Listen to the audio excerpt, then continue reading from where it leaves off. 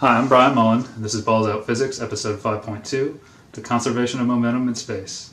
Now, in the last episode, I looked at propulsion in a vacuum chamber, and the real reason I wanted to do that was to try and show how difficult it would be to construct a vacuum chamber that accurately resembles or accurately models an infinitely expanding outer space. And a lot of people offered to contribute to a GoFundMe account or donate to building one of these. And while I really appreciate it, there's already somebody out there who's working on one of these, and he's a guy named Rob Durham. You might be familiar with his work. If not, check out his channel. He actually sent me a message about his work on vacuum chambers, and he's done some propulsion tests with CO2 cartridges, and that's why I thanked Rob in the last episode and for that idea. And he's also looking at doing some experiments with radiation inside, or thermal radiation inside the vacuum chambers he's constructed. And he spent, it sounds like, a good amount of money on this, so there's already somebody out there doing it. If you want to donate to anybody, please try to get in contact with him. I asked him if he would mind if I promoted his stuff, and well, I wanted to get this episode out, so I didn't wait for a reply. Sorry, Rob, but I figured you wouldn't mind people donating money for all of your hard work. He's also working with an Australian engineer, but he and an Australian engineer are both working on this, and they're both engineers, which is really awesome to talk to other engineers about this stuff. There's a lot of people that are seeing the flaws in the model of our world and space travel and all kinds of things. So I wanted to get back into the action-reaction problem in space and also the conservation of momentum. One of the biggest, or the typical solution I kept getting for the action-reaction problem is you use the conservation of momentum to design a propulsion system. And I'll get into how that equation is derived in a second, but I also mentioned looking at the compressed gas as a spring, because maybe it's easier to visualize that way, kind of going over the example in episode 5 again, and then go into the conservation of momentum. So when you take a spring, this is the biggest spring I had, unfortunately, but when you take a spring and you push in on it, when you compress it, it pushes back on your fingers or whatever you're using to compress it with, right? Action, reaction, typical stuff. Now, to calculate the force in the spring, or the force required to compress a string, we use what's called Hooke's law, and that's what this is right here. The force to compress the spring is equal to negative k times x, and negative k is basically the stiffness of the spring, and it varies between different springs. And then x would be the distance required or the distance of compression that you apply. So if I compress it this much, there would be that much force in it, depending on what that distance was that I compressed it. And then you compress it more, there's more force, and then more and more force. Does that make sense? And so that's the reason it's negative, because it's the amount of force required to compress the string. And then whatever force that is pushes back on both of my fingers with that force, that reaction. Okay, so the reaction on each one of my fingers is equal to Fs. Okay, pretty simple. And so somebody suggested on episode 5 or used a spring. We were talking about the spring and how that could explain the compressed gas in a container that was sprayed out into space. That's what I talked about in episode 5, and how that could possibly explain the reaction. And so I thought that was a really good analogy and a good way to simplify it and look at it. So what I did was I drew the container here with a spring, a compressed spring in it, instead of the gas. The spring is basically taking the place of the gas, to simplify it. And so what I've also set up here are 3 time intervals, okay? And the spring has been compressed right here to over a certain distance x, which I've got down here. Okay, so this is actually time equals 0. And we're going to say the shuttle is on this side of the container, and then space is on this side of the container. Okay, this is the same container at 3 different time intervals. Okay, so 1, 2, 3. It's the same thing. So what happens is we compress this string, or the spring, and get a force, Fs. And so, as I showed with my fingers, Fs at time equals 0, or time interval 0, Fs is equal to Rho. Okay, that force in the spring is pushing on both the shuttle, or the backside in the container, and this side over here, which would be the nozzle for the compressed gas, or the door in this case, like a container, or the door of the container. Okay, and so Rho is pushing on both surfaces, and so simulating the compressed gas, the lid flings open. And that's what we have here, and we assume that it opens so fast that it doesn't hinder the spring expanding at all. The spring just immediately starts to expand, just like the gas would expand out into space. And since this is springing out into space, there's no resistance at all. Now, on Earth, there would be a little bit of air resistance, but it would be pretty much negligible because it is a spring. But the best place to test this would be in a vacuum chamber. However, I don't think the air pressure would make that much of a difference.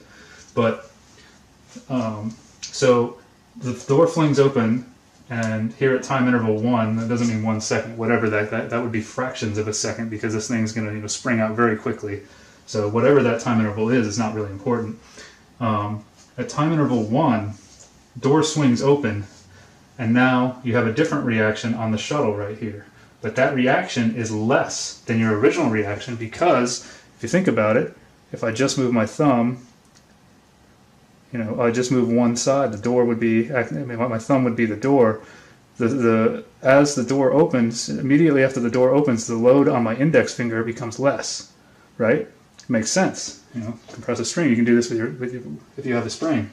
So at time equals 1, the moment that this door flies open, R1, the reaction on the shuttle starts to decrease instantly. So R1 is less than Rho. Okay? And so now I drew this orange because the spring, the red represents the most compressed state. Now orange, the spring is relieved a little bit, and it's starting to come out of the container at time interval 1. Okay? Now we move down to time interval 2, and this is when the spring has now become completely relieved. It's like this. It's completely relieved now. Okay, and it's just about to fly out into space, because as you would expect, it would fly out into space. And so, right here, R2 is actually 0. R2 equals 0, less than R1. Okay, so throughout this entire process, this reaction on the shuttle that has this container mounted in it never increases, ever. It always decreases once this opens.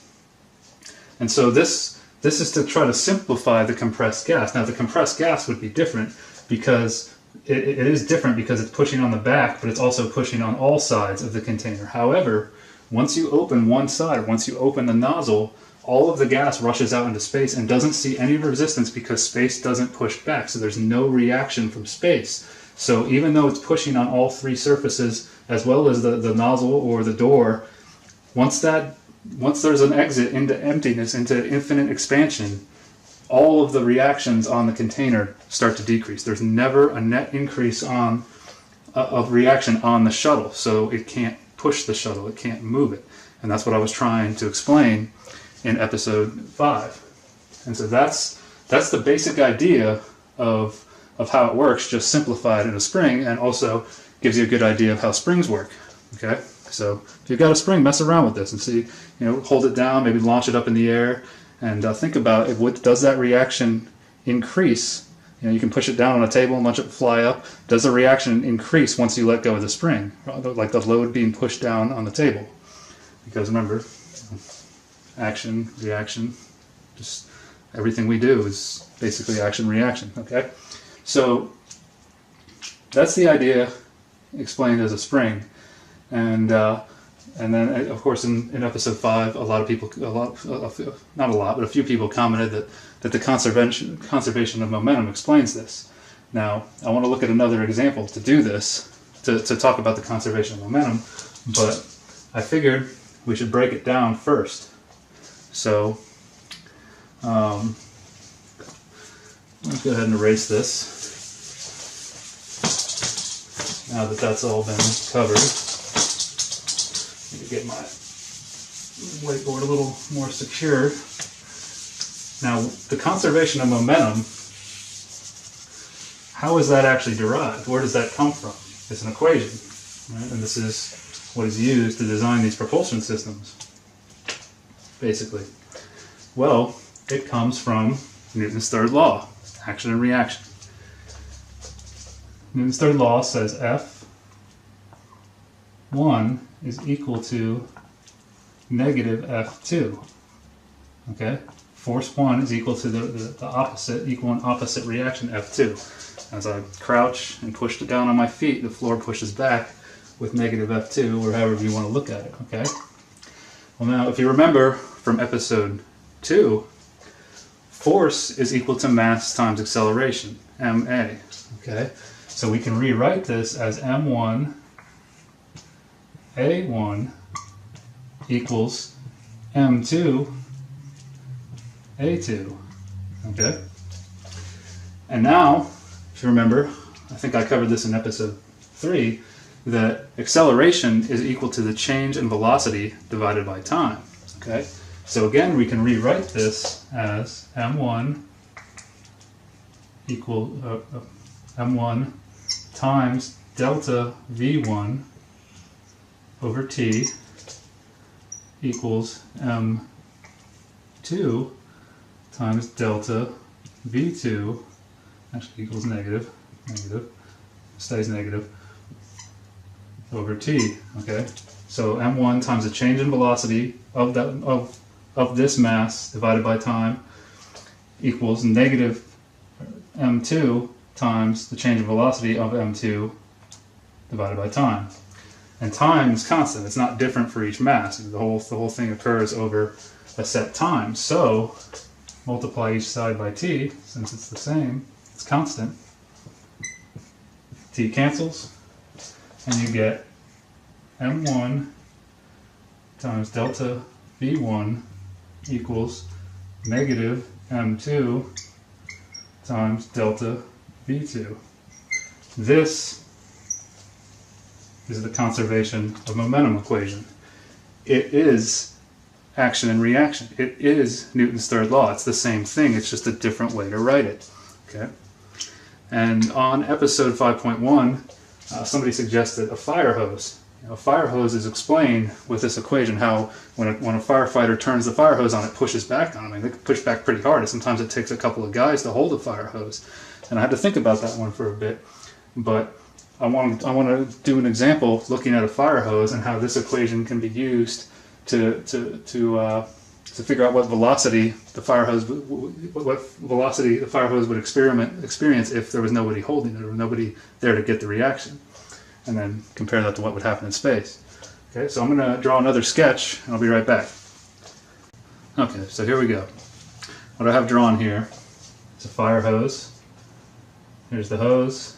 Here's the nozzle. Okay.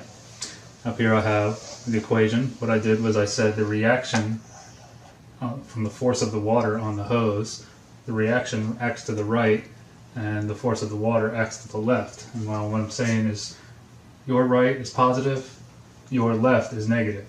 Okay? If you're watching the video. And so reaction, action, and then that can be converted into the conservation of momentum, as I just showed. And so what we have is water's flowing through this hose to a nozzle. And this nozzle works just like the jet engine, or very similar to the jet engine I showed in episode 5.0.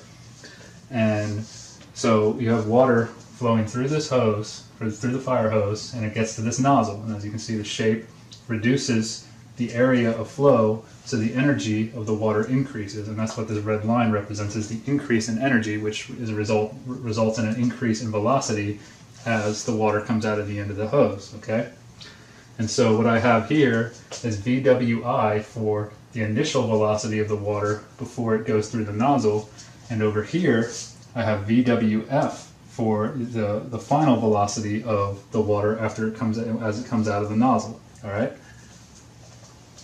Okay, so hose, the initial, I've got also here the initial velocity of the hose, right? So VHI is equal to 0 because the hose is just sitting there, it's at rest. And we're going to assume that nothing resists the hose's movement when the water kicks on, because obviously the hose is going to fly backwards, right? Unless there's firefighters to hold it. So, breaking down the conservation of momentum equation, we can solve for what we'll call VHF, what the final velocity of the hose will be after from the action reaction of the water, the action of the water, the jet of water pushing back on the hose, and then this is the reaction here. And then since there's nothing to stop it, since nothing's resisting this reaction, it'll move. Okay, that's the idea. So what we have here is the equation I wrote out before, and we can expand because delta V is, or your change in velocity, is your final velocity minus your initial velocity. Okay, so m hose, mass of the hose, times VHF, okay, no, I got that wrong, VHF minus 0, because we have VH and the initial velocity of the hose is 0, is equal to negative mW, mass of the water coming out of the hose, is equal to VWF minus VWI. Okay, VF, VI, water. So now very easily we can solve for the velocity of the hose as it travels backwards. VHF is equal to get MH on the other side, just divide both sides by MH, it cancels here, and that gives you negative mass of water times VWF minus VWI divided by MH. That's it. That'll give you this velocity, and as you see, it's negative, so it's back this and it forces the hose back in this direction. Pretty simple, right? This is basically how these propulsion systems would be designed using the conservation of momentum in space. But as I showed in episode 5 with the jet, there's always an action and reaction. You have to count. The action and reactions continue. So there's consecutive action and reactions happening here. We have to count for all the action and reactions. And so when this water sprays out of the hose, immediately the air is resisting it. Okay, remember P atmosphere, P ATM, we'll just call it atmosphere for now, is equals 14.7 psi, assuming that this is at sea level. So as this water, this accelerated water, the increase in velocity comes flying out of the nozzle, the air is trying to resist it, but obviously there's so much energy here that the air can't resist the end of the stream. But just like in the jet engine, it is pushing down from above and below, and that's what creates this stream here. That's what holds it in a water jet coming out of the end of the hose, is this pressure. Okay, and so eventually the air will slow the water down, and you do have the weight of the water pulling it down, so you'll get more of a shape like this. If it doesn't spray infinitely, eventually the weight pulls it down, and the air pressure does slow it down. But that is what creates that jet effect, and it is the air pushing back on the water that continues the action and reaction process. So now here, see all this, you basically have our water equals negative F air in a nutshell. But this sends like a ripple through the air, and it's like dominoes of air being pushed backwards until the air finally resists it. And it happens instantaneously when you turn the hose on, and that's why you get kicked backwards. I mean, you just can't see it because it's air. But this is what happens. There has to be consecutive actions and reactions. Every action has an equal and opposite reaction. Newton's third law, I believe it's true. It's everyday life. We know this. We experience it all the time when we're walking around, picking up a toothbrush, brushing your teeth. Every single thing we do has an action and reaction. If it didn't, we couldn't move. We could not control our movement. Okay? So, pretty simple. So, let's now consider this in space. All right?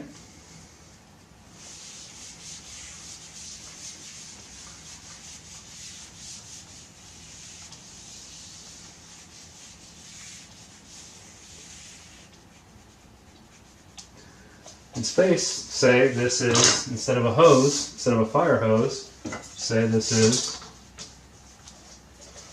one of the jets on the shuttle. Okay? And that's the nozzle of the jet, or this would be propellant. Okay, so this would be P, and this would be VS for shuttle, and the reaction of the shuttle is equal to the force of the propellant. And see where I'm going with this, shuttle, propellant. Okay. And then shuttle, propellant. Well, remember, this is action-reaction. It is. So, if the designer, the engineer, is only looking at this and ignoring what's happening out here, he or she is assuming that there is a reaction happening out here. And I think this is how we have all been duped.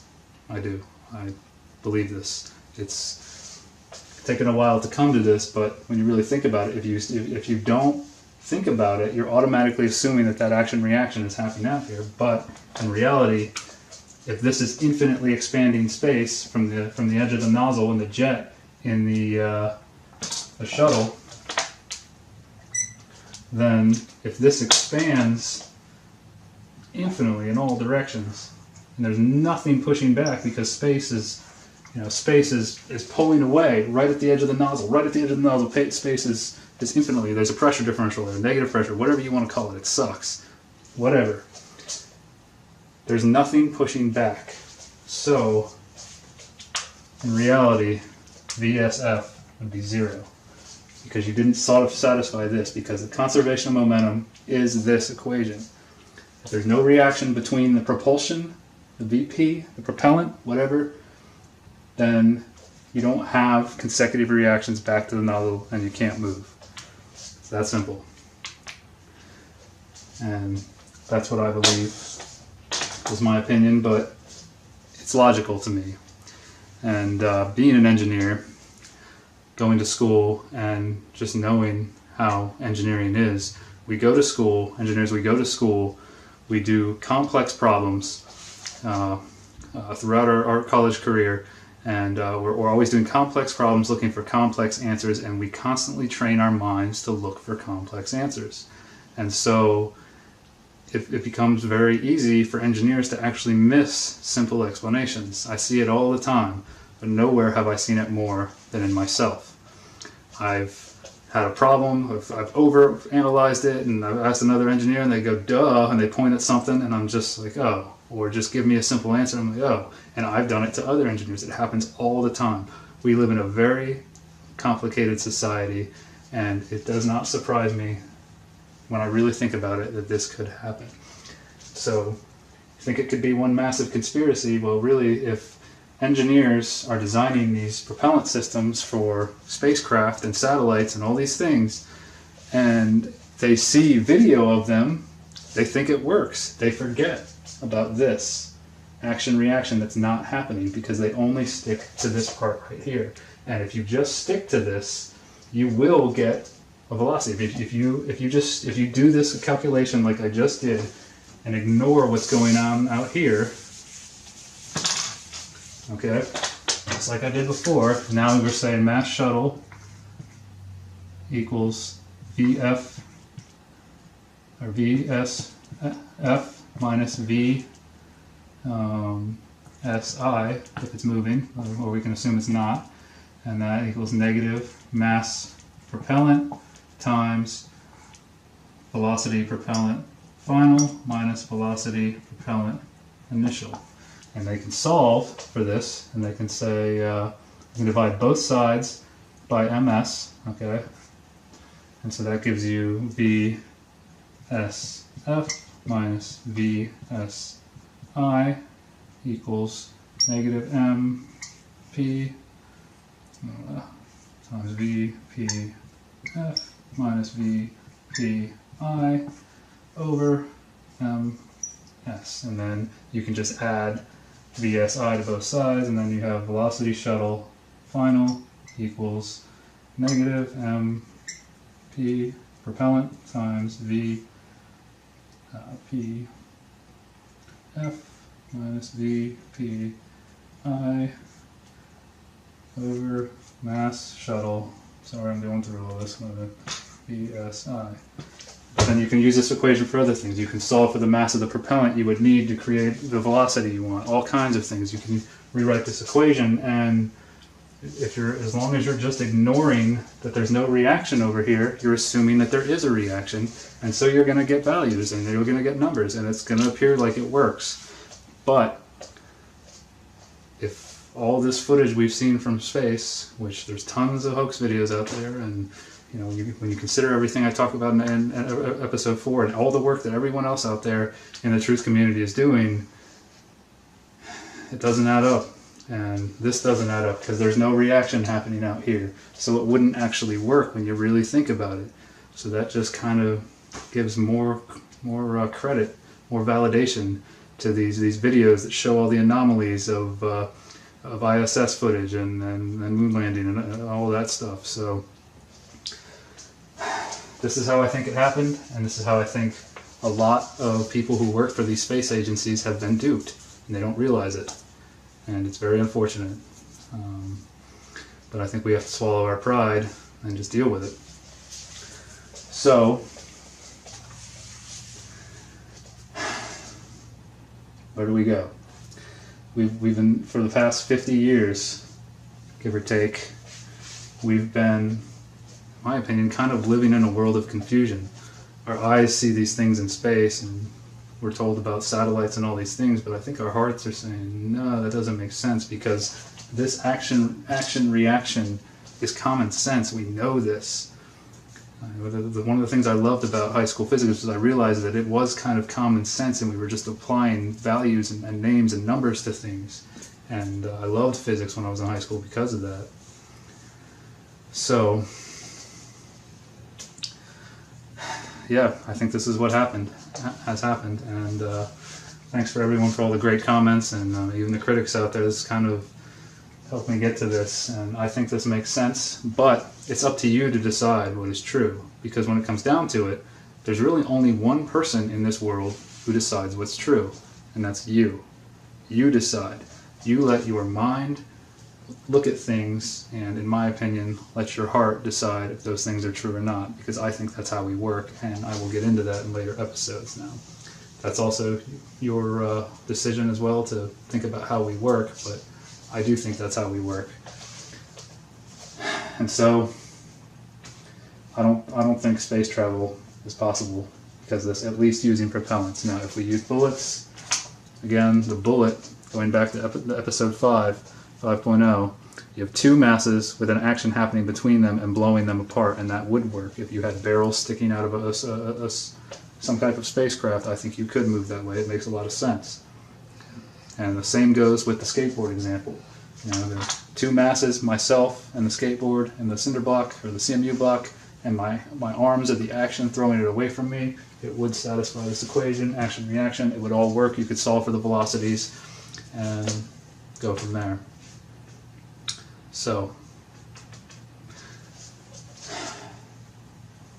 that's it. I'm going to get into some different stuff in episode 6, and maybe I can go over the bullets again if I need to in another sub-episode of this, if people tell me that doesn't make sense. But like I said, decide for yourself. I'm not telling you what's true. I'm just telling you what I know is true now. After lots of thought and lots of research, it's just, like, there's never been a human being in space, and there's never been a satellite or anything in space. And what I feel really bad for is that dog Laika that the Soviets launched. Dog had no idea what was about to happen to her. At least humans know what they're getting themselves into. So, yeah. I will get into a lot more stuff. I'm really enjoying working with everybody in the truth community. It's a beautiful group of people. And so this time I'm going to leave you with a quote following this presentation from who I think was the greatest engineer who ever lived, and has been forgotten, but people are starting to remember who he is. And so I'll leave you with that after this. Until next time, peace.